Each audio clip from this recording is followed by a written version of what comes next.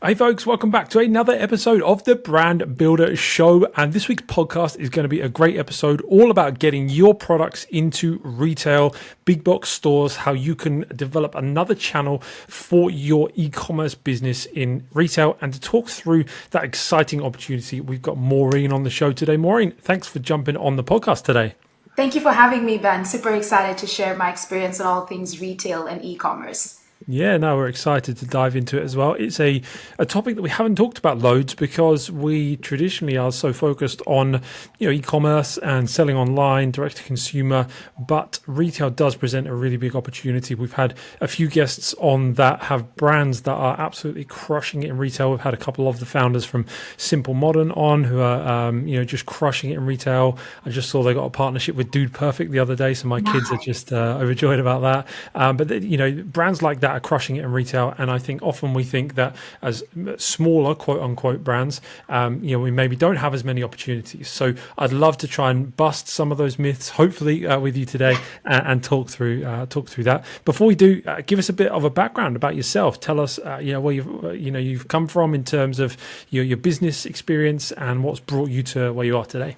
Got it. Absolutely. So happy to do that. So I usually say that my entrepreneurship journey started at the dinner table when I was 14 years old.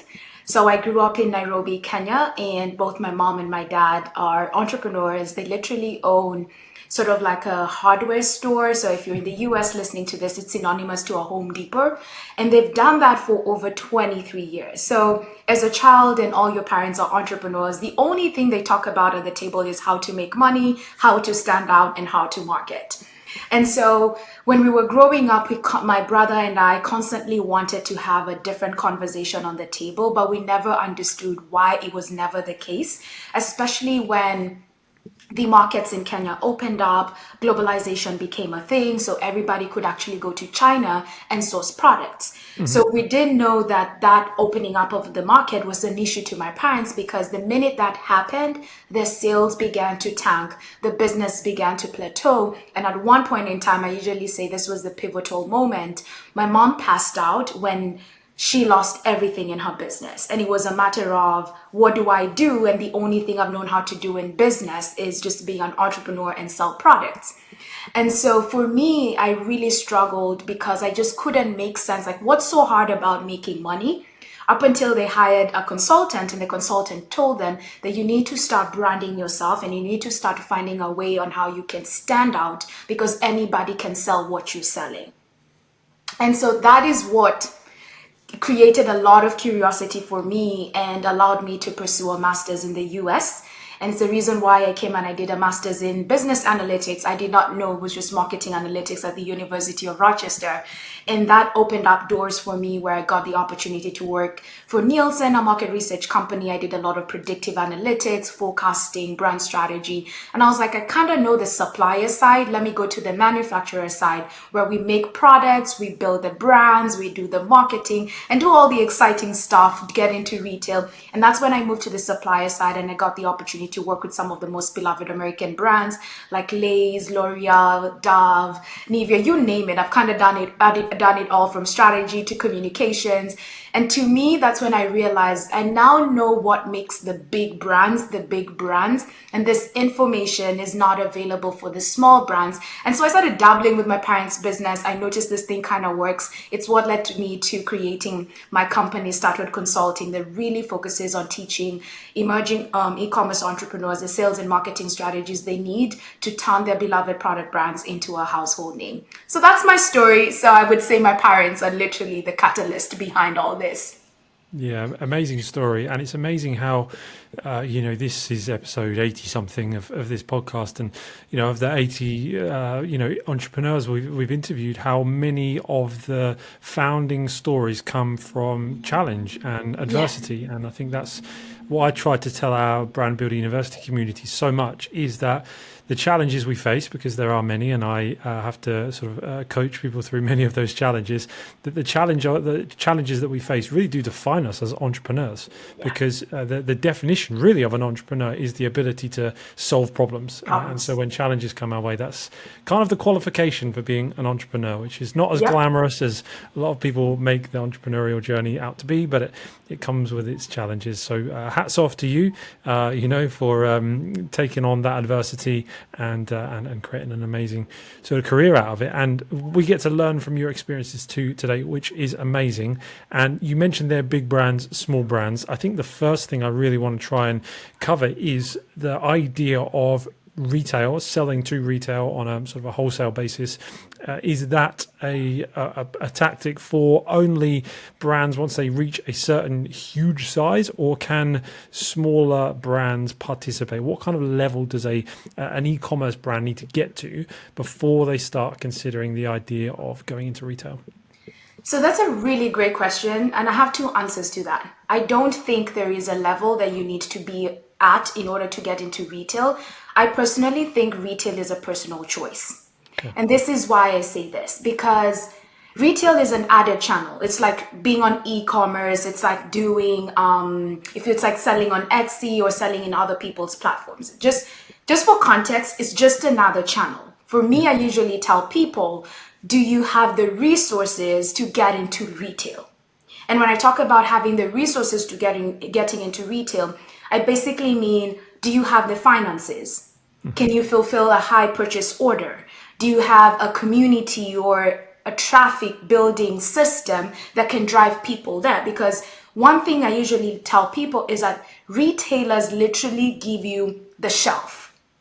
That's all they give you. It's your job as a brand builder to figure out how are you going to drive traffic there. It's your job also as a CEO and a brand builder to figure out, do you have money to incentivize people when they decide to do promotions? Because promotions is still an expense that you end up taking on. So for me, my feedback is always, do you have the resources? Do you feel like you have the investment? Do you have some backing? Do you have venture capitalists? Can you take it out from your profits in order to do this? Yeah. And are you doing this as a long-term sustainable channel? Because to be honest, retail is not a quick fix. No. You cannot get in and say, I'll be there in 1 year and then choose to leave. No, it's a long-term game because it's a partnership. You're building a partnership with this channel and you're trying to find a way for both of you guys to make money. Yeah. There's a lot to unpack there that you've already mentioned. And I think that it would be good to break down some of it sort of step by step. You, one of your expertise is getting brands quote unquote retail ready, ready for retail. I think the first thing with that, the first consideration you mentioned there is financing. I think a lot of people think that if they get a big order from retail, it's going to transform their business. But as you've rightly said, it could be a challenge from a financial perspective. Talk to us about those challenges. What do initial POs typically look like? And then what are those financial challenges that can place on a startup? So so this is a good point because I had literally got a client into retail just 2 years ago. And when you're going into a buyer, really good buyers usually sort of do like a test case and a test drive. And they determine the PO size based on the demand data you've showed them ahead of time. So for this client of mine, they were already having some sort of success on the e-commerce platform. So when you look at the data, you could see some, like the highest they'd ever made was like 150 units. So what happened with that buyer, they said, let me give you a few stores. So this were a few stores in the Detroit, Michigan area in the US. And her first PO was 150 units. And the beauty of that, when I talk about the financing, is depending on the retailer, we have certain retailers that will pay you within the first time you supply. Other people will pay you within 30, 60, 90, 120. There are the people who will pay you after you've sold your products. It just depends on what the agreement looks like. And so for this person, she was lucky that her PO was being paid 30 days after the product had been delivered. And so her job was to make sure that those 5 stores she had been given in Michigan, the product sold out. And so when the product sold out, the order now bumped up to 100 to 200. Then it bumped up to 250. Then it became a nationwide conversation. That's why the finances now became such a big deal, because not only does she have to think about 300 products, she has to think about 30,000, 40,000. Does she have the money for that? And that's when the investor conversations came in. Yeah. So a lot of times it's dependent on how much the buyer wants from you based on the data you've presented, but also it's your willingness. Like, what can you do to start off with, and can you prove out that you have that demand? Yeah. Yeah. Does the journey often look like that with the test order? Would ever a big box retail come in and just place a big order initially without having doing No, the a test lot order? of times I would recommend a test order, because also remember, they're betting on you. Yeah. Right? They want to, because this is a partnership, it's a relationship. They still have other people who still want that shelf space. Yeah. So they want to bet on you, see the success rate, and then continue from there. Because also they're also trying to see if they are making money, if they can maximize the productivity at shelf too. Yeah. Do you ever recommend a business try and launch with retail being their first channel? Personal opinion, no. Why? For me, I'm all about scientific precision. Let the data inform the decisions that you make. Yeah. Right? And so if you've had success in your e-commerce platform, you know your profitability, you know your customer size, you know the promotions that make you money, like, you are so confident to sell to a buyer. If you don't have that kind of data, you're probably even going to be stumbling at the buyer meeting. And so you won't even have that confidence to make yourself stand out. And I also think it's a lot mentally to jump into retail from the get-go. Yeah. It's a lot mentally. Yeah. Okay. Good. Okay. So that's financing, initial order. Once you get that initial order, what are the, how should you set up a contract? Are there any sort of pitfalls to be aware of? How can brand owners protect themselves? Are there any, big sort of negative things you see, or kind of shady tactics from big box retailers that are tried? I think for me, what I would usually tell e-commerce entrepreneurs, there's a lot on the legal side that I am not the lawyer, that I don't know how to do that, but I usually really tell them to look at, like, the promotional incentives, like what's in it for them, how much are they making, because where people really get stumped is when it comes to getting the product to move really fast, with driving the velocity. So most people think that if I put the product on shelf, it'll sell itself, kind of like build it and they'll come. And then you realize, oh my God, nobody's coming. The only way to move this product is to actually discount it. So now this is where the question comes in. How much money are you making? If you discount, are you losing? If you're losing, is this really a worthy investment? Like, that part is the part I have seen a lot of people don't look at. And that is what makes retail very expensive for an e-commerce entrepreneur. Like, right now, I have clients who are very successful in retail and they're building their e-commerce platform. And often the main thing they tell me is that this is costly. I need my e-commerce platform to make it up for me. And you know why that is an issue? Like, with every product-based entrepreneur, like, there's a lot of seasonality. Right? And people never think about seasonality ahead of time. So what happens in your down months? For the beauty space, the down months tend to be in the summertime. You will notice a lull in your e-commerce, and you will notice a lull in the retail storefront. And when there's a lull, the retailers come and tell you, we've got to incentivize, we've got to promote, you've got to promote. Do you have that money? That's the only thing from a marketing standpoint that I usually tell people, to make sure that they've baked in that promotional incentive into their P&L. It's interesting because I, like many, I'm sure, would have had the assumption that when you sell to retail, you sell your X amount of units, and you're kind of like, okay, wash my hands of that. You guys have got the units, you put them on your shelves, you'll sell them. I don't need to do anything. But you're talking about, getting people in front of those products, strategies for that. That's quite a unique thing I've heard. But you're saying that obviously needs to be done to maximize the opportunity. Yeah, it's because it's a partnership. Right? Yeah. It's because people think you're just giving me the shelf. No, this person is investing in you, investing in your brand. It's trusting you. This is all human conversation, right? And there's another person, your competitor, of the same shelf set, that is also doing more to move their product. Especially now, we are in a highly competitive market. So you've got to think about, how do I get my people? Which now brings me to the second thing that people also forget is positioning. And I know positioning is a word that is thrown out there and people really don't know what exactly it means. For me, it's like, what is the idea that will unlock your customers' buying motivator? Why? Because somebody has a reason as to why they buy a product. Is that idea clear and compelling enough to drive that distinction? Yeah. Because what I've noticed is businesses and e-commerce brands try so hard to be different instead of spending time figuring out what is my distinction. Because your distinction is what influences your perception, which is then what influences the sales you make in your brand. Yeah. That positioning work has to be done. Even before we talk about the financing, it's like, do you know the idea behind you? Do you know the idea that would unlock your customers' buying motivator?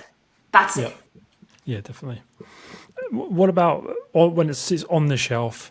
How you don't have obviously a huge amount of control over how it's presented from a shelving point of view, but packaging is a consideration that a lot of e-commerce startups I feel don't put enough time and energy into. They think, well, I'm just going to put it in a basic box because nobody sees the box before they order it, right? And then we talk about maybe it enhances the customer experience when they receive the product, so it might help with reviews. That's about the extent we'll go to.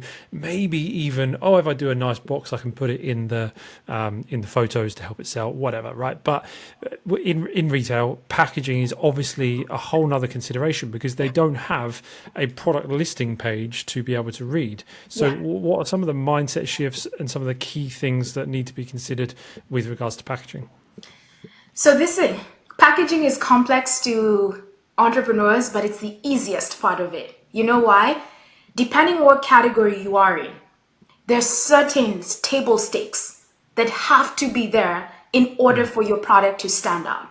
That work has already been done by your competitors. You know what you need to do? Just walk into the retail store you want to get into.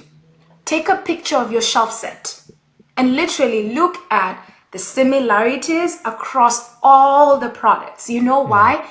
If that product has been placed on shelf, it's past the buyer's it's been vetted by the buyer. So that means it works. So what you need to do is identify, how can I get my product to be closely similar to what's on shelf? That already gives you a winning psychology or a winning strategy when it comes to packaging. And then also, those brands have already done a lot of customer work. They've done a lot of customer psychology analysis. You're already going to bake that into your packaging design ahead of time. Like, it's such a simple strategy that people forgo or overlook, but it's just as simple as that. You want to be a target in the US, go to your category aisle, take a picture, look at what all the brands have, try and simulate. I'm not saying copy and paste, because I personally believe all brands are unique. And then try your best to mirror that as much as possible. Otherwise, invest hundreds and thousands of dollars into customer packaging research, of which you probably don't have. The big brands do that. No, definitely. Let them do it, and you can learn from them for sure. It's a great tip. I mean, we just went to Portugal on holiday, and we spent a day in Porto, in the city, and looking around clothes. I'm working on a clothing fashion project at the moment, and like a startup one we're doing. And I looked. We went kind of to some of the clothes shops, and I found myself doing exactly that, looking at the packaging, looking at how they present things. And there's so many little ideas and nuances that I just never would have considered, because our ability to create from nothing, is actually quite limited. We need inspiration to be able to create something. And so I think that's a great tip from the inspiration point of view. And also I think from the information, because we underestimate the amount of information maybe that needs to go on packaging in retail. Because again, in e-commerce, we don't need to give the information on the packaging as much, right? You do still need some, but because the information's there on the product listing, whereas in retail, all you can rely on is that packaging. So that's some great tips for sure.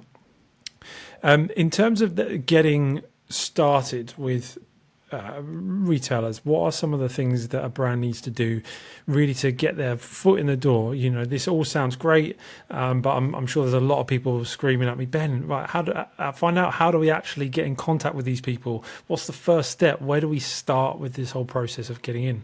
So first things first is have your pitch deck.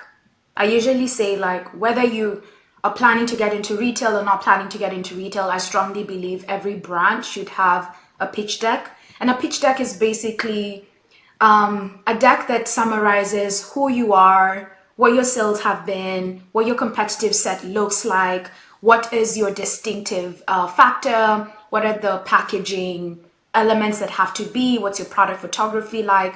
Then once you do that, it gives me the surety and the clarity that you can sell your brand. Because a lot of people are unable to articulate or sell their brand to somebody else. And then really now start thinking about trade shows and expos that you can attend. So for example, there's one there's one big event where you have a lot of buyers. It's usually the Expo West or Expo East. Attend those trade shows. Go and sell your product to buyers, have those conversations, because that's where you meet a lot of these buyers and also the manufacturers. Like, you'll find a lot of manufacturers attending because they really want to look at what's a new innovation in market. That's even where small businesses start getting bought. If you think about acquisition, you'll probably find a manufacturer who's willing to acquire you, but you sort of have to present yourself at those trade shows and those events. I know what people try to do is stalk a buyer, send them a message on LinkedIn. That rarely works. You know why? First of all, also the thing with buyers, they try to rotate a lot internally just because of biases, and that's not something internally the organizations want to deal with. So if you're constantly sending a message on LinkedIn, how many other people are doing that? Your message will get overlooked. And I don't even think a buyer wants to use their LinkedIn profile to get somebody to sell themselves. So I say find vendor events, vendor meetings locally in your region. If you really want to come to the US and you're in the UK, find big ones like Expo East, Expo West, attend those, because that it opens your eyes as to what vendors are looking for and gives you a chance to pitch yourself to them, and you never know where that conversation could go to. Yeah. Once you do begin those conversations, the vendors, the retail companies will undoubtedly ask, well, what price are you offering your product? You talked earlier about discounts, being part of the game and margins, etc. What are some of the pricing considerations when you pitch and offer a price to retail? If someone has, for example, a classic example in e-commerce, a product that retails on Amazon or their store for $30, they source it for, say, $6, it's $1 of shipping. Those are the kind of numbers you might be working with. What then do you present to retail? Because you obviously need to give them margin, but you need some margin. Do you have like a formula that works all that out, or how do you approach that? How I approach that is I typically ask people to have their wholesale price and their retail price. But then also remember, with retailers, some of them have their own strategy. They'll tell you, some people will do a 60-40 split, others will do a 70-30 split. It varies by retail. But when I'm talking to people, I'm usually like, make sure you have your wholesale price at the back of your mind. Because that is what you're going to sell the retail. That's what you're going to pitch to the retailer with. Because, and that's another mistake I notice a lot of entrepreneurs make, is they don't have pricing strategies that can cut across all channels. A lot of people just think e-commerce or retail. And so they forget to think about, if I was to do wholesale, what's my wholesale price? So before you even go and pitch, ask yourself, do I have a pricing strategy for different channels? If you do, well and good. So if you're pitching to a buyer, you're probably going to go at your wholesale price. But then also a caveat here. There's some splits that they will ask you for. So it's your job to figure out, can you pull this? Yeah. It's not a one size fits all when it comes to pricing. Yeah. Also, the margins are different. Yeah, go ahead. Yeah, I was just going to say, I think it is worth noting the difference on the margins because with wholesale to retail, you don't have your advertising costs, you don't have your fulfillment costs. Yeah. There's a lot of costs that are taken out, and so Yeah.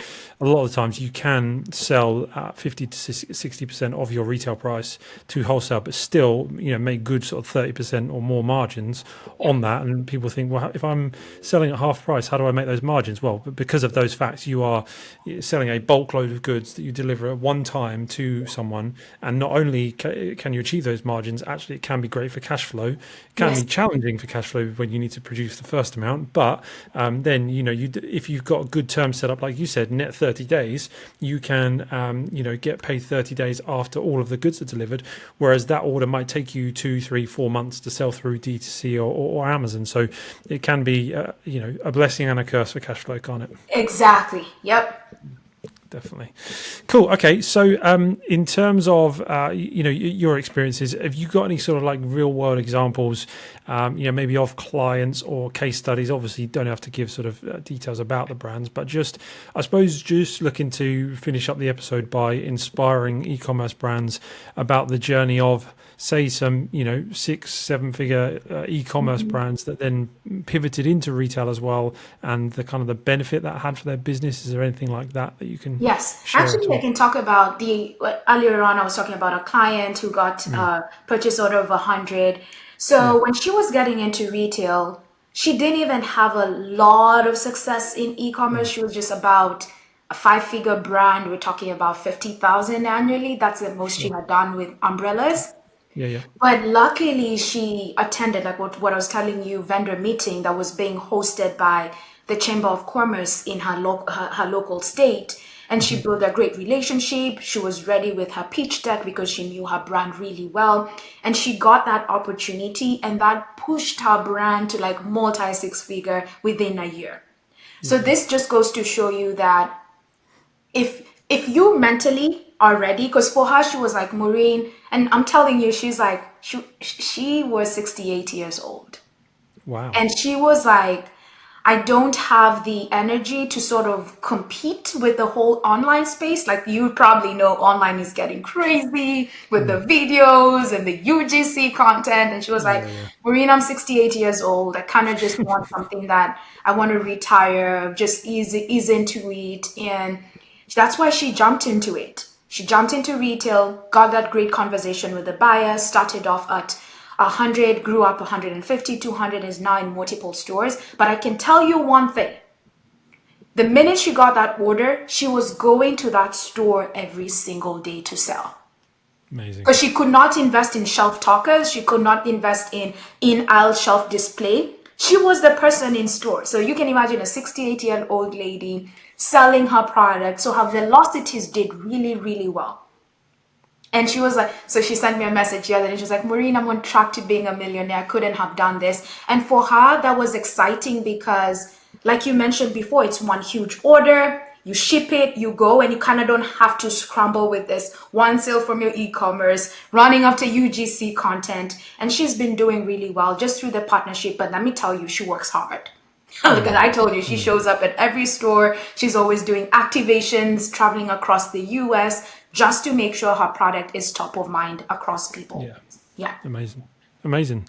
No, that's really, really helpful and very inspiring for a lot of our listeners, I'm sure. Is there anything that I have not asked you that you think it would be good to mention on the topic? No, I think we've covered it all. I think retail Yeah. retail is a very specific topic, but Mm, it's also a really good top segment or a good channel to get into if you feel like you've maxed out your e-commerce and you want something incremental. I would yeah. no hesitations on retail. Absolutely love it, but just be prepared. That's all I Yeah. say. Yeah, absolutely. And obviously, you've got a lot of experience with this. You have clients that you work with on this basis. If someone wants to learn more and reach out and potentially, work with yourself, where can they find out more information about you? The best place, you can go to my website, but I usually recommend people going to my podcast. It's called the Product Entrepreneur Podcast. It's on all platforms, Spotify, Apple. It's also on YouTube. That's where you can get a lot of insights. And from that podcast, you can go to my website, which is www.startwardconsulting.com, STARTWARD consulting.com. Amazing. Well, we'll include the links to those resources in the show notes and the description, of course. Maureen, this has been super insightful, very, very helpful, and we really appreciate you taking the time out to come on the show. Thank you for having me. Loved having this conversation. Our pleasure. Our pleasure. Well, there we go, folks. That is an overview of how to get your products in retail. I hope that you have found this very useful. I know there was lots that I've learned, and I know that there will be some great stories coming out of people taking action on the tips from this episode. If you have liked it, please do us a favor and like, share, subscribe, all that good stuff. And we'll see you in the next episode, same time next week. Take care.